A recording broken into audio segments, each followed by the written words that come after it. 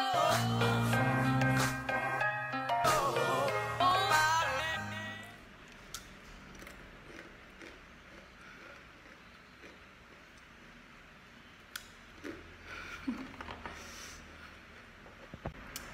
guys, so it's going to be all about my school experience here in Italy, and I'm just going to brush through my secondary school because I want to talk about the uni very well. So I left Ghana during the first couple of weeks of secondary school, so I don't even think I spent 2 weeks in secondary school, and I came here. And then I did 5 years of secondary school here because it's 5 years. That's very long in my opinion. Anyways, so it wasn't that easy because we had to learn everything from scratch, especially the language. The first 2 years or so were for learning the language, and so we had a separate syllabus even though we're in class with everyone else. And yeah, it was really tough, I have to say, because even the timetables, we went to school in the morning, then we had language classes in the afternoon, and then sometimes we had like revision in the afternoon, so it was a lot. And but we had good teachers, I'd say at least one or two. Like a few were very good to us, I have to say, I have to admit that. And they really, did their best for us. One of the things that really helped us pick up with the language was composition. So our Italian teacher, who was our class teacher then, she had us writing compositions every single day, so we had to learn it by force. So that's what happened. I will certainly do another video where I get to read some of those compositions. It's gonna be in Italian though, but then I'll probably put in subtitles or something, but I think it's really going to be fun. So yeah, that's what happened within the first couple of years. Then by year 3 we were somewhat on their level, and then we went through to year 5. I don't feel like we ever got to the level of the others, because I feel it's different to be raised in a particular place, and also there's a difference between being raised in a particular place and being engrafted into the system. So I feel, well, I got to a point where people are like, oh, you really sound like someone who has been here all this while, which is cool, but I always felt like I had to think before talking in Italian. Like there's always this, it doesn't come spontaneously. Now it's a little bit better, but it still depends on the people I have around me over a period of time. So if I have like people who speak English with me only over a period of time, then there's a shift. I speak more English and then less Italian. So then you see that when I go to the Italian, I struggle. So it's like that. It's a high and low affair. But all in all, I'll say it was a long journey, but I'm grateful. Okay. Also, when you had to, in choosing your secondary school, the thing is that the secondary schools here weren't general, so every secondary school specialized in something. Let me explain. They had a professional secondary school, then they had other secondary schools which were more open, like mine, for people who wanted to do medicine, architecture, or go to the university in general. So we went to that school. I chose that school because I knew I wanted to do uni, and I was not sure I wanted to do any professional course. That is why I chose that school. So that's also another thing that I wanted to note. So let me talk about the weird experiences with secondary school here, then I'll quickly move to the university. So first of all, there were no uniforms, which was quite okay at the beginning, because I was like, oh, we don't have to wear the same uniforms or whatever. Then it became stressful because every morning we had to choose what to wear and all that. So first of all, there were no uniforms. As I said, it was 5 years. There were no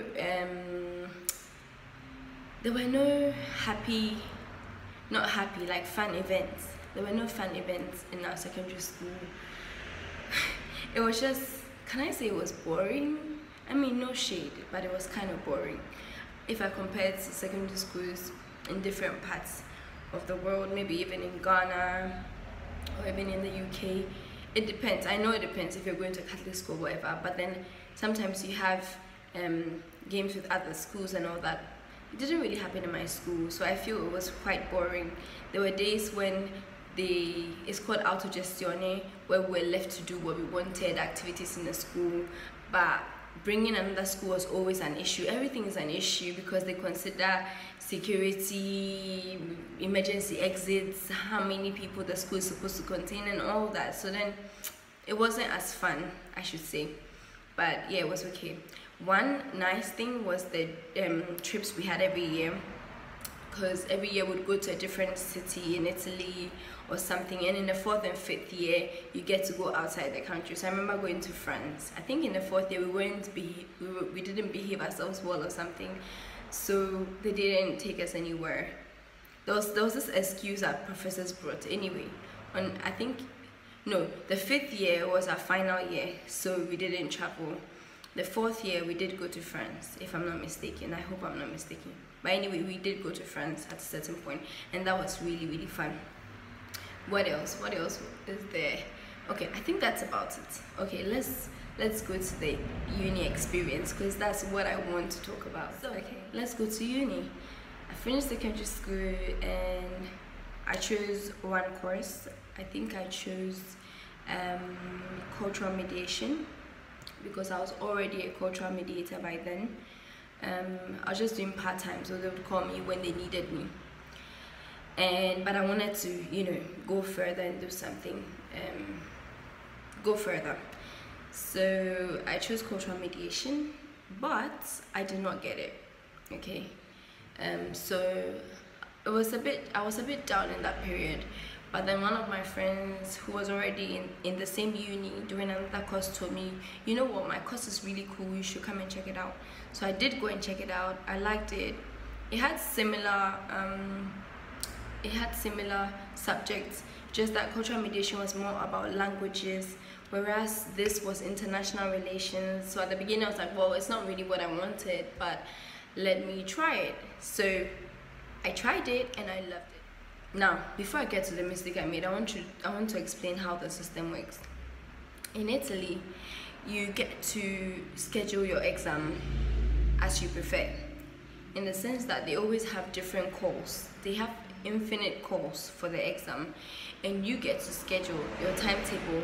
You can decide, oh, I want to do all my exams now, like right after the course, you do your lectures, you do the exam, and you're out. Or you can say, oh, I'm gonna do it in 2 months time, in 3 months time, because there's always a call there's always a call every 2 months, give and take 2 months. So that's the thing. Now people may say, oh, your system is so easy, but guys, it's a trap. It's a trap. Why is it a trap? Because if you relax a little bit, you spend the rest of your life in university. Who wants to do that, right? But it's actually true. So I had economics courses as well, because it was international relations, and so every year there were economic courses to do. There was a bit of everything actually, and that's what I really loved about my course. There was law, there was political science, then we had economics, then languages. Yeah, a bit of everything, which is something I like. I like variety. I don't like to be doing one thing all the time. So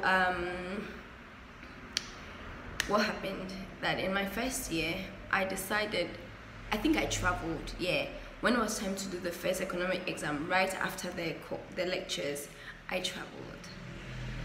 I went for about 10 days. And guys, I missed the first exam. When I came back, I was like, oh, because I had missed a few lessons as well. I was like, well, I'm just gonna do it later on. Cool. I mean, there's no harm, right? Because I was even concentrating on the other exams.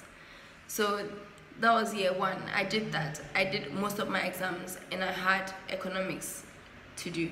I left that out. I went to year two, and basically what happens is that every course you do has its continuation in the second year. So if you don't do the first year one and you do the exams, you block your second year exams. You can go for lectures, but you can't do the exams. So what did I do? I went to year 2 with the first year economic exams. I did everything. I attended lectures for economics in year 2. I think that was international economics or something. I've forgotten what it's called. I think it's international economics. It's in Italian, so I'm translating in my head. International economics. I did it. I did not do the exam because I had not yet passed my first year exams. At this point, I was getting stressed out. It had become terribly difficult for me. There were no lectures. I didn't even understand what was going on anymore. It was so stressful. I wasn't passing the exam and all that. But it took me a while to even write the exam, and when I started writing, it was still difficult to pass. But I didn't start trying early, let's be honest. No, I just sort of left it there, you know. I just ignored it. I was like, I'll come to it, procrastinating. That's the lesson number 2. Do not procrastinate in uni. Never do that. Don't do it. Don't. So what happened? I took these 2 exams to year 3, which was our final year.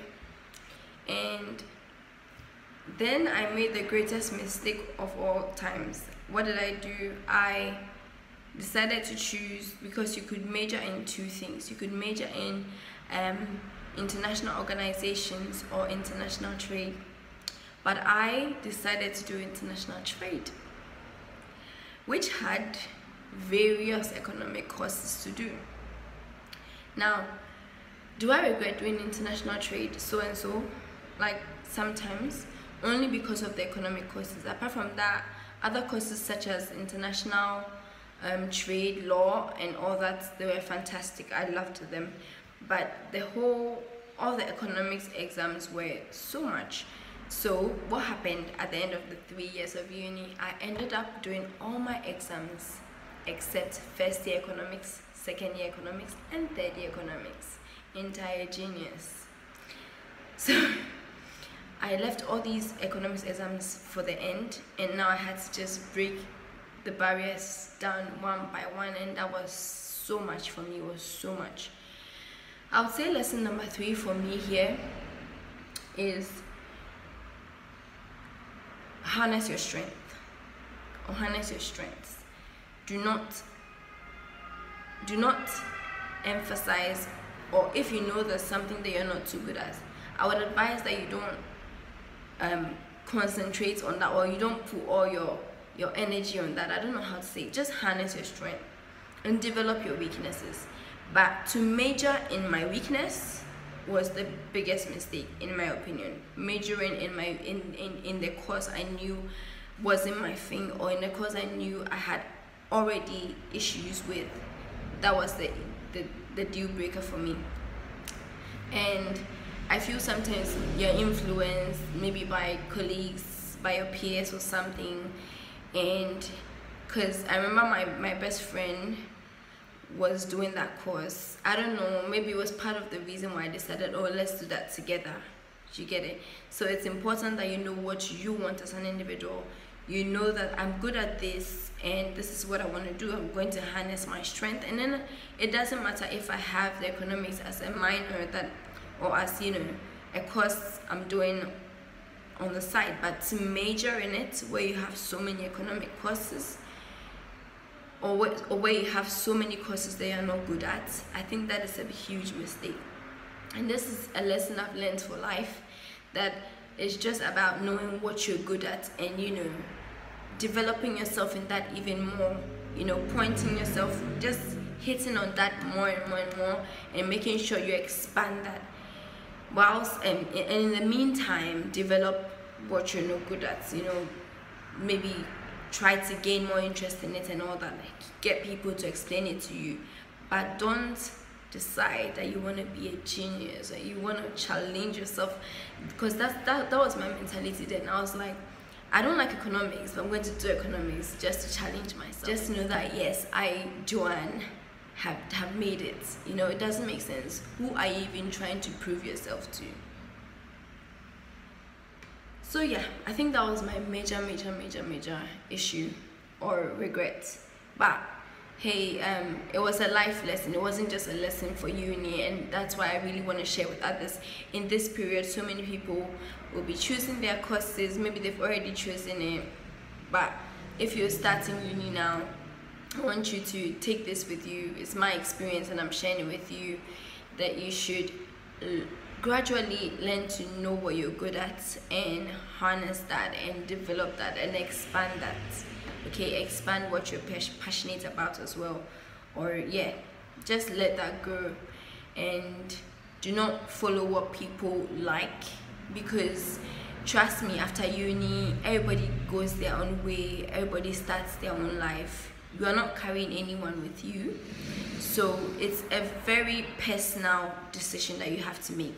Your courses that you choose, and you know, whatever you're going to do in life in general, make sure that it's something that you love, something that you're passionate about, something that you really want to get into. You know, if you're already in a course you don't like, I'll just say keep pushing and try to finish, because sometimes you feel you don't like something, but you never know, it could still help you. So I never discourage people who find themselves in such situations. Just keep pushing and, you know, try to finish it. Another difficulty I had at a certain point was this exam in IT, and it was basically a multiple choice exam, but there was no lectures whatsoever. There were no lectures, and we just had to learn by ourselves and go to the exam. Now that I did 6 times before I passed, 6 good times, and each time I would get to know more of the questions that were being asked, go back home, learn again, check YouTube, go here, check old books, different things. And this is just to say that you can't give up easily, because I realized I know some people who give up basically at the end of their uni journey, you know, and I mean, that's their own personal decision, but I just feel that you don't have a reason to give up. Like, you should just keep pushing, and it's just a personal experience. It's just it's you alone at the end of the whole ball game. It's just you alone. You don't have to prove yourself to anybody. You don't have to feel ashamed of anything. It's your degree, it's your schoolwork, it's your life. You can fail and get up again and move on, okay? And you don't allow one failure to define who you are, and to define where you go to, and to define what decisions you're going to make next, and to define you as a person that you cannot actually make it because you failed one exam. Always try to look at the positive side of everything. The fact that, oh, I have done 10 exams and now I'm failing one exam, which means that I am good at the other 9, right? Or I am good at the other 10. It's not as if I am, you know, I'm not okay up there or something. So you should, it's important that you